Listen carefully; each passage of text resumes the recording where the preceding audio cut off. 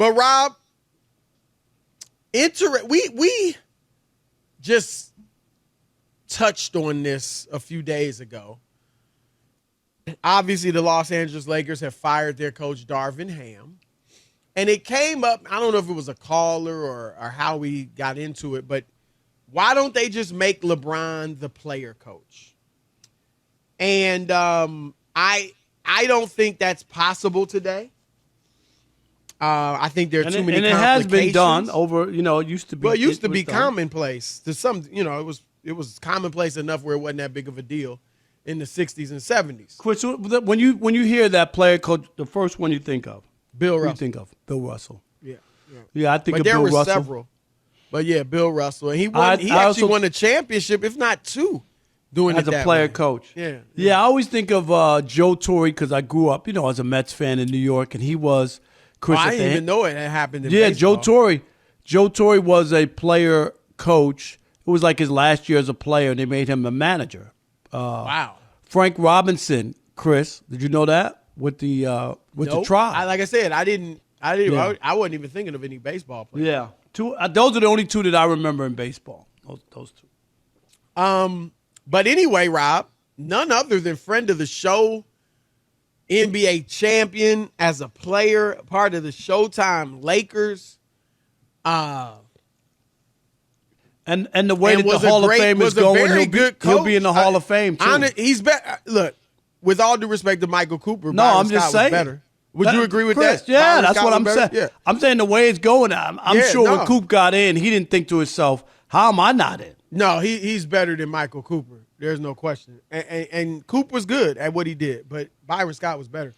And a former coach of the year, too, Chris. Yeah, Byron Scott. So he's done it all in this league for the most part. And so Byron, believe it or not, said this on Undisputed today with Skip Bayless. My recommendation, the next Laker coach, and out of the 8 or 9 names that I've heard, his name wasn't on there, is make LeBron the coach. I got nothing but love and respect for LeBron. I love him. I think he's one of the greatest players that ever played this game. But it's obvious to me, at least, that he's making a lot of decisions that's going on in this organization. No doubt. From a coaching standpoint to a player standpoint. So if you're going to allow him to make those decisions, sit on the bench and make those decisions as well. Be the head coach. J.J. Redick. You mean player coach, right? Player, head coach. Yeah. Well, it's happened before. Go back to Bill Russell days. Absolutely. Okay? Lenny Wilkins. Yeah. Rob, what are your thoughts? Yeah, I did not hear the clip originally, Chris, on the show. You know what I mean? Because I asked Rob G about context, and that makes sense. Byron Scott was a coach. He's seen what has happened, right, with all the coaches with LeBron. That was a coach talking out of frustration about. That's what I took from it, Chris. No, I gotta be honest. It did kind of. He tried to hide it, but he did just make LeBron. Like, can we hear it again? Because I agree with you. There's a little something in there that was like, why don't you just be the coach then? Right. Since you get everybody run out of town or whatever. Right. What we might be wrong, but go ahead, Rob G. Play it just one more time. My recommendation, the next Laker coach, and out of the 8 or 9 names that I've heard, his name wasn't on there, is make LeBron the coach. I got nothing but love and respect for LeBron. I love him. I think he's one of the greatest players that ever played this game. But it's obvious to me, at least, that he's making a lot of decisions that's going on in this organization. No doubt. From a coaching standpoint to a player standpoint. So if you're going to allow him to make those decisions, sit on the bench and make those decisions as well. Be the head coach. J.J. Redick. You mean player coach, right? Player head coach. Yeah. Well, it's happened before. Go back to Bill Russell days. Absolutely. Okay? Lenny Wilkins. Yeah. I felt like there was we could be wrong, Rob, but I tend to agree with you. Yeah, and I'm not mad at him. I'm just saying there's a degree of frustration in that, every time they lose, somebody's got to lose their job no matter what. So what if Darvin Ham won the in-season tournament? So what if Frank Vogel won a championship? So what? You know what I mean? Like that's what it seems to be. Like it doesn't make any sense. I'm just curious, Chris. I'm kind of with you that times have changed so much. I'm not so sure a guy can do both. It was a times were simpler back then. Like when they had that's an understatement. Am I right? Like just that's an understatement. You know what I mean? But you know what I mean? Yeah. It's my gosh, it's not even close. There used to be There used to be a head coach and 2 coaches. They got 9 coaches now sitting on the bench. No, more than that. Right? You got 5 on the bench, 5 behind the bench. You got. Right. It's ridiculous. There used to be 2 coaches, 1 coach offense, 1 coach defense, and that was it. I just like it's just so much going on, and Chris, we used to watch practice and shoot around, and you know what I mean. Like my God, like seriously. So I don't know if a player, even of LeBron's ilk, could do it. I'm just not sure that it's doable. I count, Rob, 40 guys in the history of the NBA that were player coaches. It was, like I said, it was commonplace in the 50s, Chris, really? 60s, 40? and 70s. Yes. Here's some of the names. You might be surprised at some of these names. Okay, yeah. Bob Pettit. I didn't know that. Not just 1 year, but still. Slater Martin, who, I think he dunked from the free throw line, if I'm not mistaken, but I might be mixing him up with somebody else. Red Holtzman for a year, Milwaukee Hawks. Alex Hannum, who's a legendary coach, 1 year with the St. Louis Hawks as a player coach. Dick McGuire with the Pistons, Rob, for 2 years. Wow. Or 1 year, I'm sorry. Dave Cowens. I think Cowens was the last one. And he did it in the 78-79 season. Now, Rob, that was the year before Larry Bird went. So Cowens is the last player coach ever, 78-79. And, Rob, that team was laden. They were a little older, but still laden with Hall of Famers. And they won 27 games. And here's something else we just need to throw out Dolph Shays, Bob Cousy, Bill Russell, Dave DeBusschere. Quickly, I'm going to throw Lenny Wilkins, Richie Guerin. Lenny Wilkins. So a lot of these guys were, household names that were player coaches. And here's why LeBron can't be a player coach. So the current NBA players can no longer, Chris, be player coaches. After the salary cap was instituted in 1984-85, the NBA prohibited teams from employing a player coach. So that's why. So it's not even possible now. It's but not possible. I just think it's a fun conversation. No. Rob, I just want to make sure that people know that right. You can't do it. I'm going to keep it real. I don't think it's possible today. Sure, you could do. I mean, let's say it wasn't against the rules. Somebody could try. Rob, I think it would be a disaster. Because there is you said it. What was film study like in the 60s? Right. Compared to today. I mean, coaches after the game, they're on the plane looking at film, breaking it down for the film study the next day. Now, it is true that you could just have your crew, right? You got your staff and they break down the film and then you lead the film session. But Rob, the coaches look at the film before they show it to the team. You got to know what you want to emphasize and highlight. Is a player really going to do all that?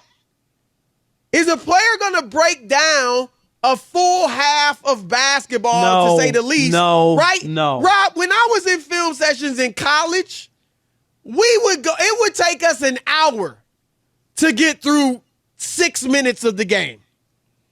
Coaches just stop. There's always a mistake. Stop right here. Stop right here. Stop right here. Right. Is a player doing that? And then here's the other thing, and this is why the real reason, Rob, I don't think it's possible. What about the egos? Egos are bigger than ever. I don't say that like we're worse than the previous generation, but I mean, because of the money, Rob, because of the branding, because of the endorsements, if a player gets in the way of he benches me and I'm upset and now my endorsements are falling off, or I'm in a contract year, I need to play and put up numbers, and a teammate is making sure I don't, I'm mad at the coach. But if a teammate is doing it, I'm really ticked off. Right. You see, I mean, you agree with that? Like, I understand. The egos is too much. Yeah, I I think it would be very, very difficult. But Byron Scott, I got his sentiment. I really did. Like it ain't as easy. Byron Scott, we remember, Chris, what happened with him with the Nets. I mean, they went to the championship twice, right? And he didn't. I can't. And he got fired. And he got fired from there. Yep. So I just think, Rob, it's you said it. It was such a simpler time. The NBA, I mean, like you said, they had two coaches. They had two coaches, Chris. And you know where they were after the games, the coaches? They were at the hotel bar with the sports writers, Chris. That's where they were. They weren't breaking down film. I was on those, I was on those flights. They weren't private planes or whatever. They were just your standard. And that was nearly a decade, essentially a decade after. Oh yeah, when I was flying commercial, Chris, with teams, with the Nets and the Knicks, that was in the 80s. You know what I mean? In early 90s. It wasn't. Yeah. The Pistons were the first team to have a private plane. I mean, and I'm gonna keep it real too. There's some really good coaches out there. And they are really, I mean, you look at Oklahoma City. Mark Daigneault, coach of the year. Rob, that dude, I mean, he's a big part of why that team is so good. Tom Thibodeau, he's a big part of why the New York Knicks are doing what they're doing.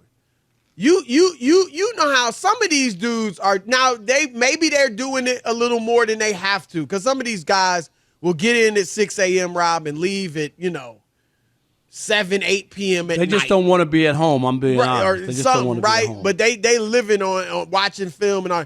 You mean to tell me you think a player who may want to still kick it? Now, LeBron's married. He's got kids, so he might be different. But, I'm sorry. I don't think a player is trying to break down that type of stuff. No. They'll watch the film. LeBron, I know, watches films. But he ain't watching film like a coach, I don't believe. Yeah, I'd be surprised if that kind of effort was put in, because it just doesn't seem like the effort that these guys put in with Chris, you talked about all the assistant. 4 of them are video people, right? Yeah. Like the video coach. Yeah. Yeah. I mean, it's incredible what they're looking at. They don't have the same feed that we watch on television. Is a different feed, right? To see different things and what you're looking for. It's very intense and it's very thorough. And Rob, it has rubbed some players the wrong way, some teammates of LeBron the wrong way, that he actually has that type of power with the front office or the coaching staff. Imagine if he is the coaching staff or the coach. Yeah, it's just too. I just think in today's world, where these players, even if I'm not a star, I still am probably making some money away. You know what I mean? I got things going on that I'm benefiting from because of my position in the game that a coach could keep me from getting if he doesn't play me as much as I think he should or whatever. So I just think it could lead to a lot of turmoil. Players don't like you anymore. They might not like the coach, but at least they can bond with some of the teammates. The coach is not out there with me playing. We can bond together against our coach to something. I mean, honestly, if we all think the coach can't coach, we can still bond together against him and try to win in spite of him, right? What if that coach is a teammate? Now the team is split. Half the dudes are his boys. They with him. The other half are like, man, this dude, come on, man. I got to get paid.